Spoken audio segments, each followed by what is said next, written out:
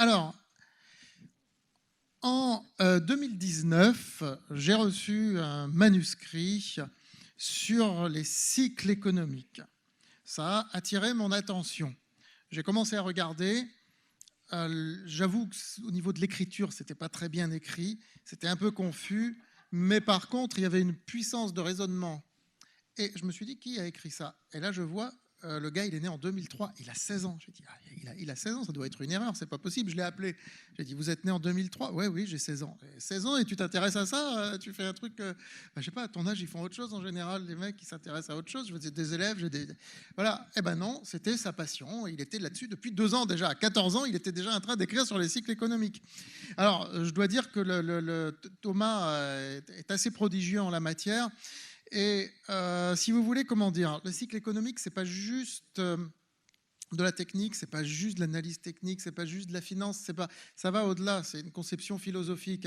Moi, je veux dire, plus je vieillis et plus je crois dans le déterminisme, plus je pense que nous sommes tous plus ou moins déterminés par quelque chose, même si nous gardons du libre arbitre. Il y a 20 ans, j'aurais pas eu ce discours du tout. Je voulais croire au hasard, je voulais croire au pur hasard.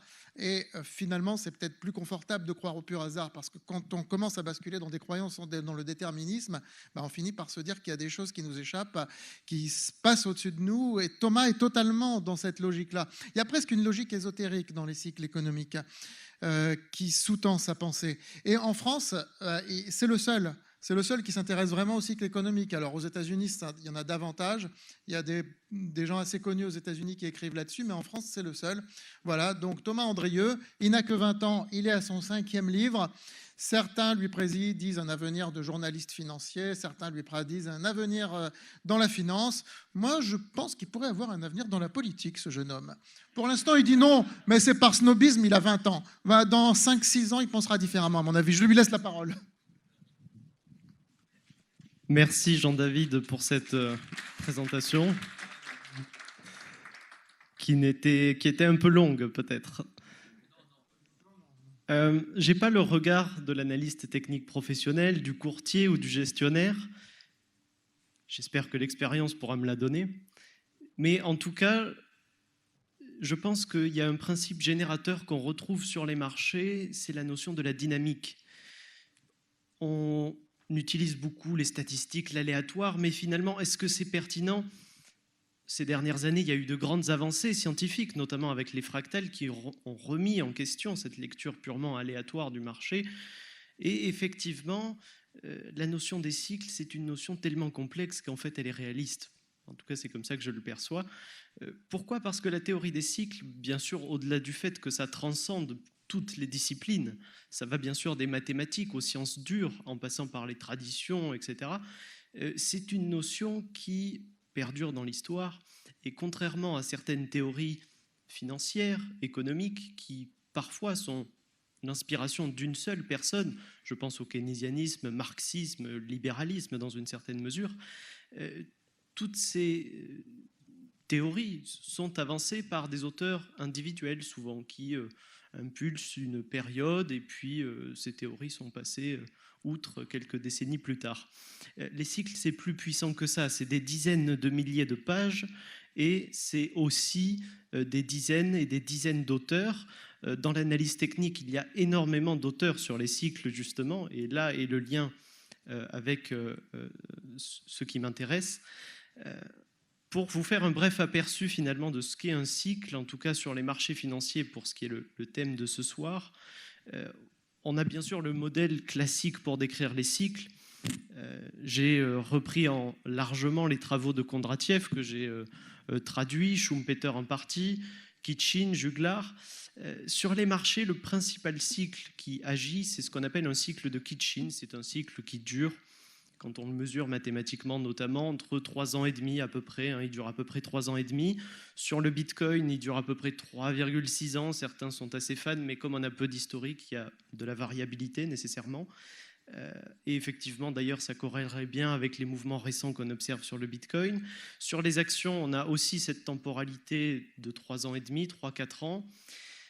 On a sur d'autres actifs, je pense à l'or. L'or, c'est un actif tout à fait intriguant parce que sur moins de 10 ans, il n'y a pas vraiment de régularité dans l'évolution du cours de l'or.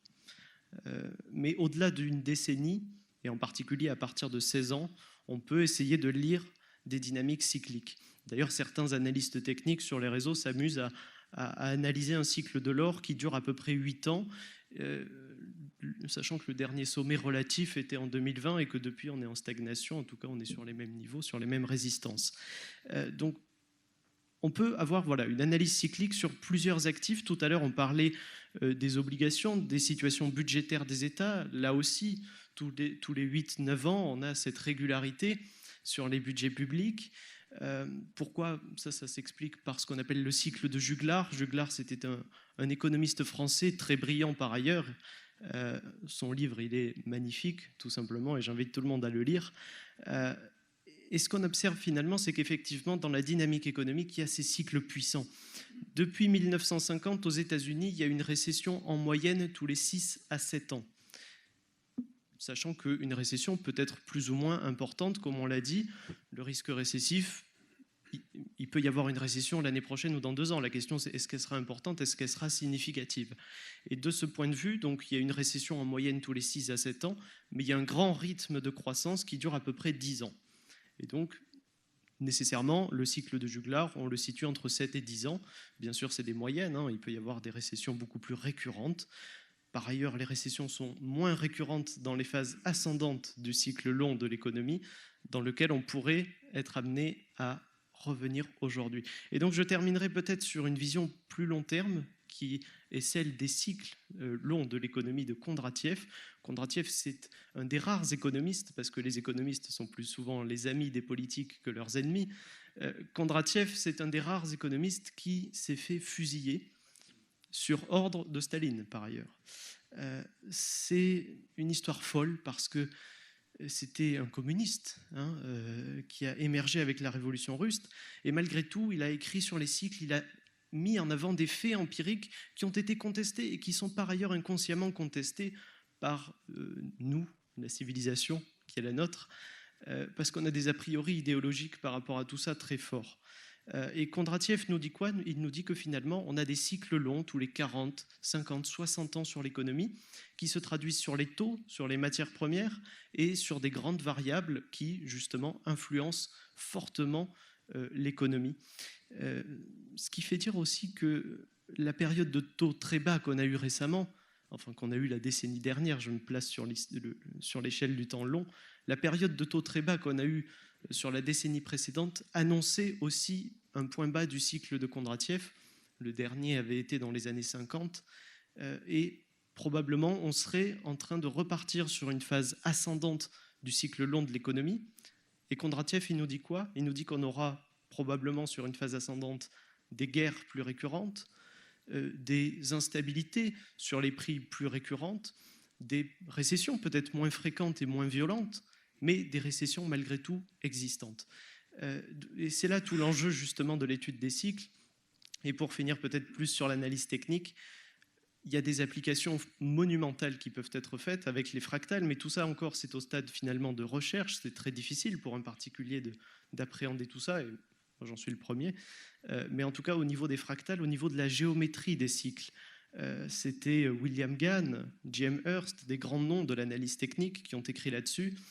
Et c'est des noms qu'on a peut-être oubliés parce que leur approche était technique, mais finalement, dans les cycles, on peut lire beaucoup de choses, beaucoup de disciplines, mais je pense que ça apprend non seulement un certain sens du détachement face aux événements, face à l'actualité, et quoi de mieux que se détacher de l'actualité et des mouvements, du bruit du marché, quand on sait que finalement, les marchés suivent des tendances qui, à long terme, sont assez stables. J'en terminerai là.